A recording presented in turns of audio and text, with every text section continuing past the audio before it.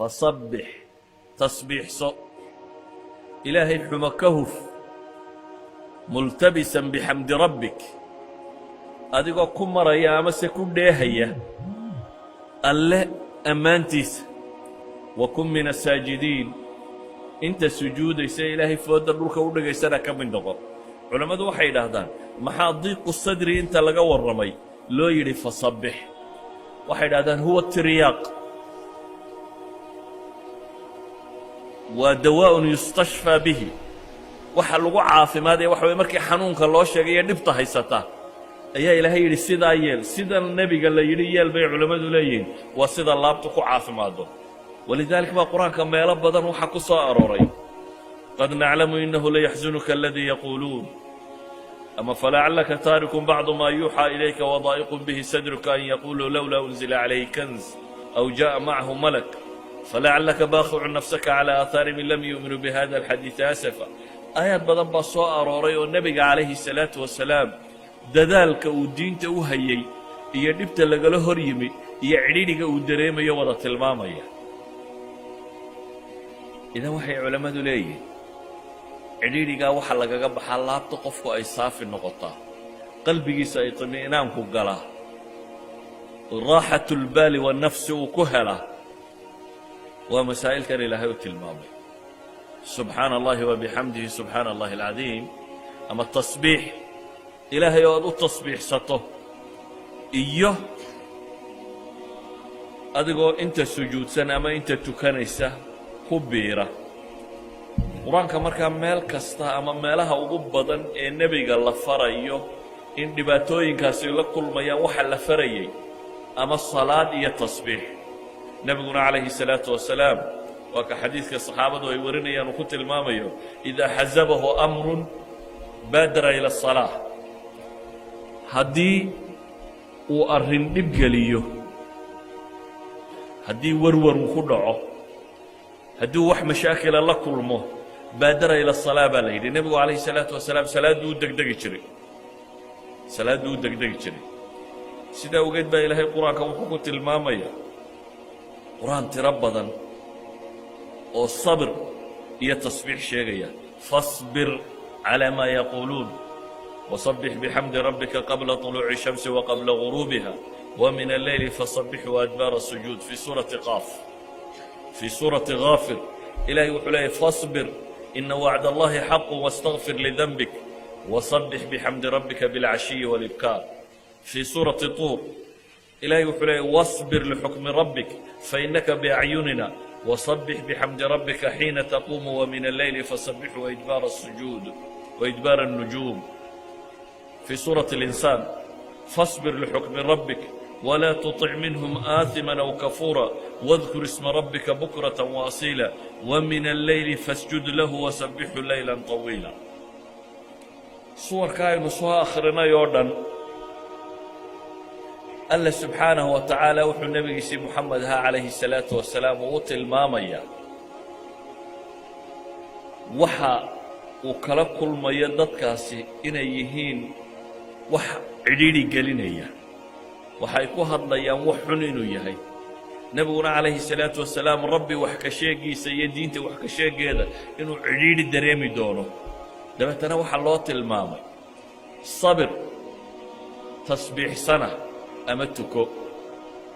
suwar kalena iyadoo salaadda iyo sabirku isku xidhan yihin wastaciinuu bisabri wasalaa ilaahay uu ku tilmaamayo waa soo aroortay waxaa kaloo soo arooray nebiyullaahi yuunus dhannuun oo tolkii markuu dhib kala kulmay ka tegay isagoo cadhaysan oo moodayeen inay ilaahay u qabanin say mufasiriintu tilmaamaan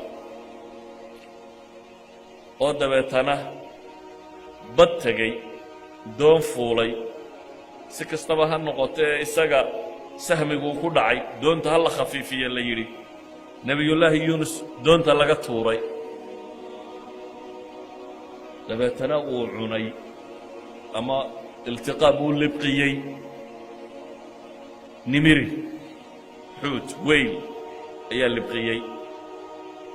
alla wuxuu tilmaamayaa meeshaa cidhiidhiga ah markuu galay waa cidhiidhi halkii u dambaysay baddu marka hore ileen geed la cuskadaana tahy haddaad badweynta ku hafato marka hore aanad nolosha laga quustaa haddana haddaad bahal calooshii sii gasho hadaa walba bad ku jiray haddana bahal calooshii aad sii gasho waxaynu odhan karnaa waa meeshii u dambaysay ee nolol lagaga quusan lahaa halkaa markuu galay baa ilaahay yidhi wadannuuni id dahaba muqaadiban fadanna an lan naqdira calayhi fanaadaa fi dulumaat mugdiyadaasuu ka dhex dhawaaqay baa ilaahay yidhi muxuu ku dhawaaqaya waxay culammadu yidhahdaan habeen madow oo bad madow oo bahal calooshii uu ku jiro ayuu dhawaaqay oo maxay leeyihin laa ilaaha ilaa anta subxaanaka inii kuntu min aldaalimiin wuxuu leeyahy laa ilaaha ilaa anta ilaw keliga ayaa xaq lagu caabudaa subxaanak erayganuu soconnayna waa ka subxaanak rabbow xumo ka hufnaanta ceeb adigaan lahayn inii kuntu min aldaalimiin waxa uu qiranayaa qofka muslimka cabd innahu awaab addoon waa u nicmo badan yahay isagu sulaymaan waana awaab baa la yidhi mid soo noqosho badan cagsigiisa waxaa ilaahay tilmaamayaa nebi kale oo imtixaan xanuun iyo dhib lagu imtixaamay oo qur-aanku aanu wax kaleba ka sheegin dhibtii soo gaadhay mooyaane nebiyullaahi ayuub meel kastoo qur-aanka ayuub uu ku qoran yahay inta badan waxaa laga warramayaa uun imtixaankii ku dhacay axaadiista sunnaduna waxay tilmaamaysaa 18 sano inuu bukay oo imtixaankaasi ku jiray isna wuu sabray wixii laga rabay qolada hore shaakiriin bay ahaayeen waqaliilun min cibaadiya shakuur baa ilaahay qisadooda ku tilmaamaya dabeetana nicma alcabdu innahu awaab baa lagu tilmaamay isna wuu sabray innaa wajadnaahu saabira nicma alcabdu innahu awaab baa isna ilaahay yidhi waxaanu hellay isagoo mid sabraya ah nicma alcabdu innahu awaab idan labada imtixaankaa doonto gal kii kastoo kaa soo horbaxa waxaa lagaa rabaa inaad xaqiijiso derajada ah nicma alcabdu innahu awaab haddii faqri iyo gaajo iyo amni darro iyo dhibi ku soo marto inaad sabirtaa loo baahan yahay ilaad ka gaadhisa nicma alcabdu innahu awaab haddii magac iyo maamuus iyo xoolo iyo sulto iyo waxaana ku soo maraan iyana imtixaan kale un inaad shukri noqdo abaalkeed marisaa baa lagaa rabaa ilaa aad ka gaadhisa mansilada ah nicma alcabdu innahu awaab idan waxaynu leenahay dunidu aynu ku nool lahay waa imtixaan gebigeedba nabluukum bishari waalkhayr bay taagantay ambiyaduna waa dadka ugu badan ee imtixaanka la geliyey ee nebiyullaahi moxamed calayhi salaatu wasalaam wuxuu ka mid yahay ambiyada imtixaanaadka o dhammi soo mareen isagoo laga xoog badan yahay oo saxaabadiisa hortiisa lagu tumayo lagu garaacayo uu soo maray isagoo xoog badan oo sulta iyo power haysto dowladdiisu xoog badantay oo dadku afwaajan diinta u soo gelaya wuu soo maray waxay idhahdaan rasuulku calayhi salaatu wasalaam moxamedi imtixaanaadka dhammaantood wuu soo maray ay imtixaan aad sheegata bay leeyihin haddaad siirada nebi moxamed akhrido waad ku arkaysaa wax u dhigma ay imtixaan bini aadam uu sheegtana qur-aanku taariikhda uu ka warramayo ambiyada waad ku dhex arkaysaa maalan nebiyullaahi moxamed calayhi salaatu wasalaam fitnatu lqariib buu soo maray dadkii u dhowaayoo lagu imtixaamay isagoo rasuulah oo ilaahay soo diray oo dadka khayr u sheegaya ayaa dadka kuwii ugu dhowaa beeniyeen abujahl iyo abulahab iyo quraysh iyo tolkii ugu dhowaa adigoo wanaag sheegayoo lagu leeyahy waa kadaab waa beenaale ama waa saaxir ama waa caynkan lagugu tilmaamayo ilaa xad intay daba galaan adeerkii uu daba socdo oo markuu is-idhaahdo cid la hadal uu idhaahdo anaa wiilkan adeerkiiyo waxba ma oga waa sixirroole iska dhaafa haddii adeerkaa ku daba galo bal adgu qiyaas adeerkaayoo aabbahaa la dhashay oo kaa weyn hadduu ku daba socdo oo midhkaad sheegtaba cagsigeeda uu sheegayo uu leeyahy ka yaranagaa dhallayoo waa adeer baanu ahay waxna kama jiraan waxa uu sheegayo yacni cidhidhigaad dareemi lahayd intuu leekaanaya kii kuugu dhowaa markuu xadkaasi kaa taago ilaahay subxaana wa tacaala wuxuu u soo dejiyey qur-aanka markaa laynoogu tilmaamayaa imtixaanaadkaasi wax lagaga gudbo oo ay ka mid tahay inuu qalbiga bini aadamku cidhiidhigaasi aanu dareemin cidhiidhi kastoo aad dareento wax lagaga caafimaado. alaslu qur-aanku wuxuu tilmaamayaa alaa bidikri illaahi tadma'inu alquluub, ilaahay xuskiisa in qalbigu ku dego. nusuus badan oo qur'aan iyo xadiisiba way soo arooreen markaa masaa'il badan oo noocaasiya ka warramaya